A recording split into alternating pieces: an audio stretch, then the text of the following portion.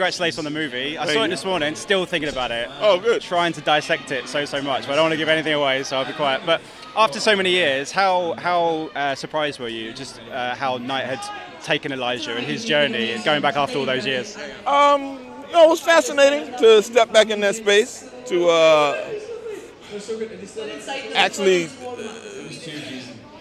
live in a place that Elijah's been for the last 18 years, and what it's meant for him in terms of his physical well-being and his mental state, and what they've tried to do, and for him to be as strong and as resilient as he's been through that time, depending upon, and especially because of everything that they've done to him.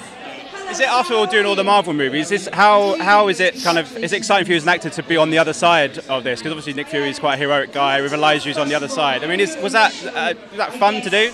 Yeah, it's what's that? We're doing social for Disney. Oh, Uncle Walt needs help to get his social figures. But it's a different genre in my mind. I think we're actually talking about people who are extraordinary, that have tapped into a source inside them that most people don't tap into because they haven't been pushed to that point, as opposed to people who are born with a power that's superhuman. Just finally, with Avengers, I mean, the Avengers Endgame trailers come out. Is that as much as you've seen of the movie as anybody else? Yes. It is. That's secret.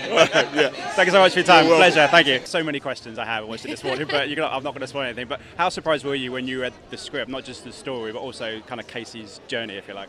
Number one, I was so excited to be invited to come along and to get to play her again. And then the script was delivered to me by a very imposing looking man in a manila envelope. And I was like, oh my God, it's the Matrix. Like, this is mental.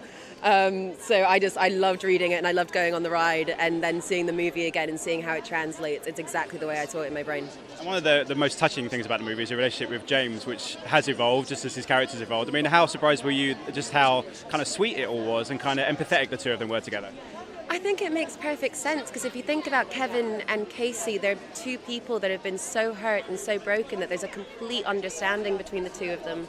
And though you only had a second of that in Split, I think it's so wonderful that you get to explore that more in this film, because it is a bond that is so fragile but tender and sweet, and you can't classify it as romantic or this or that. It's just special.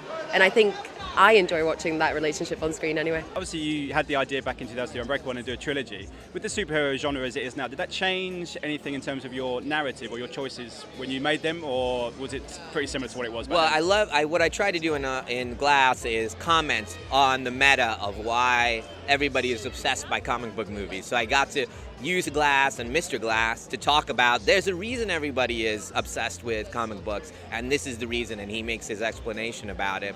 And so it was fun to comment on it and be able to use this moment in time when it's really dominating our culture. Yeah. In terms of the characters, I mean, as a writer, did you find it difficult to bring them all together, or was it very easy to write the three of them together? Because there's that great scene in the room and they're all together. I mean, was it difficult, or was it quite easy? No, it was super fun to introduce different characters that I'd written from two different generations together. You know, I was really excited to see what Hedwig would do when he saw David Dunn, or what Patricia would say to Mr. Glass when they met. You know, would she think he's charming and all these things? And so it was fun. I had a smile when I was writing it. So to see you, man. Congratulations on the movie. Thank you. Absolutely fantastic. Thank you. I know where to look for a Wolverine replacement, by the way, because you're Hugh Jackman. A good one. I'm the right height, mate. Yeah, I'm the right height. I mean, it's an amazing movie. I mean, how surprised were you by reading the script and just where Knight's not just in the superhero bit, but this family element and this kind of sweet story that's underneath?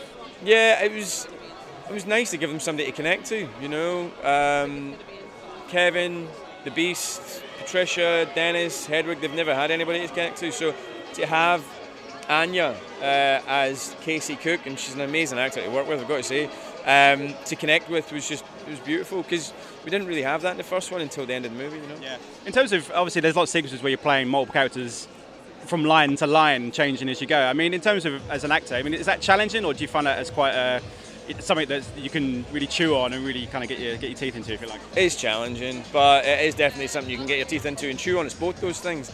And sometimes that challenge, you kill that challenge and you're like, yeah, and then sometimes you walk away going like, but either way, it's where I want to be as an actor.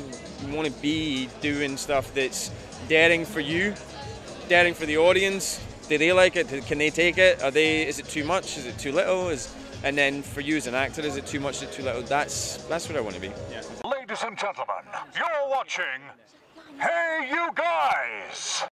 Hey You Guys, huh? Hey You Guys. Is that from the Goonies? It is indeed, yeah. Nice. Hey You Guys.